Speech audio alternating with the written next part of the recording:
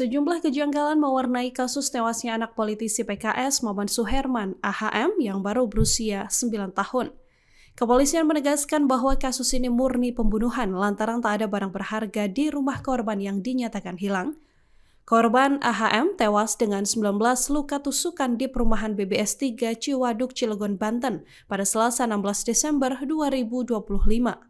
Korban AHM ditemukan tewas bersimbah darah di dalam kamarnya pada pukul 14.30 waktu Indonesia Barat. Saat kejadian, politikus PKS Maman Suherman diketahui sedang berada di kantornya dan sang anak hanya tinggal berdua dengan kakaknya.